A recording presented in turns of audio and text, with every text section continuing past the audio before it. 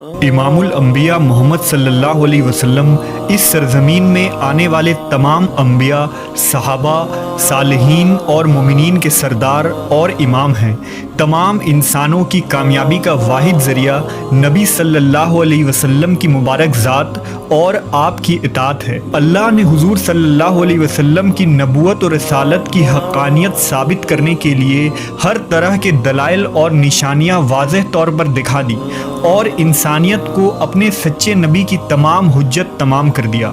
आप सल्लल्लाहु अलैहि वसल्लम के नबूवत मिलने और वही आने के कबल ही अल्लाह तबारक व ताला ने ऐसे वाक़यात नमूदार किए जो आपके एक सच्चे नबी होने की दलील थी और एक ज़ी अकल शख्स के लिए वाज़ेह निशानी भी। उन निशानियों और मुआजिज़ात में नबी की पैदाइश के वक्त होने वाले गैर मामूली वाक़यात हैं जो उस वक्त मौजूद लोगों ने अपनी आँखों से देखा और आपके नबूवत के गवाह साबित हुए। जिस रात अल्लाह के हबीब मोहम्मद सल्लल्लाहु अलैहि वसल्लम इस दुनिया में तशरीफ़ लाए, उस रात मक्का और अरब के लोगों ने बहुत से अजायब और माफूकुल फितरी चीज़ें देखी। ये बातें न सिर्फ इस्लामी तारीख़ बल्कि फ़ारिस के ज़रतुश्तों की तारीख़ में भी लिखी है जो अरब के पड़ोस में आबाद थे। आमुल फील वाले साल अरब में एक रोशन सूरज तुलू होने वाला था जिसकी बशारत नबियों ने सैकड़ों साल कबल दे दी थी और बहुत से लोगों ने पेशन गोई भी कर दिया था।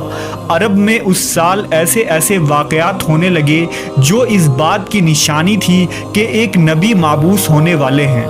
इस साल ज़मीन सरसब्ज़ हो गए, फसलों में इजाफा हो गया, दरख्त फलों से भरकर झूलने लगे, बारिश खूब हुई, गोया ये खुशहाली का साल था।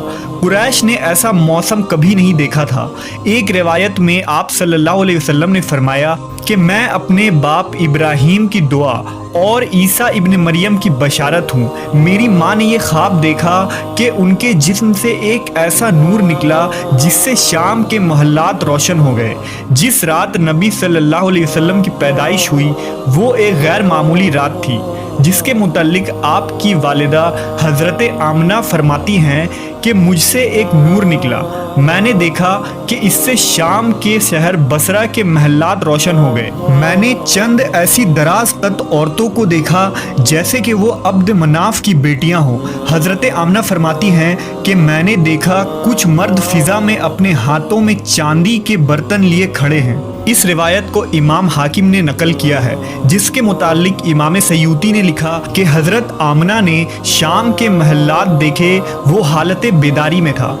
हज़रत उस्मान की वालिदा बयान करती हैं कि मैं उस रात हज़रत आमना के पास थी जिस रात नबी सल्लल्लाहु अलैहि वसल्लम की वलादत हुई।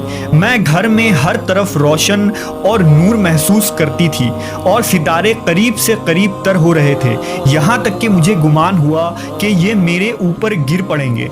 और मैंने खाना काबा को देखा कि वो नूर से मुनव्वर हो गया था।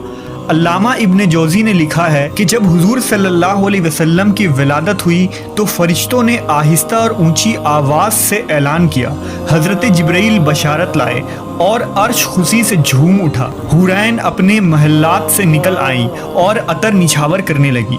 रिजवान को हुक्म दिया गया कि फिरदौस आला आरास्ता करो। नेज़ हज़रत आमना के घर में अदन से परिंदे भेज दो जो अपने चोंचों के ज़रिया मोती बिखेरे।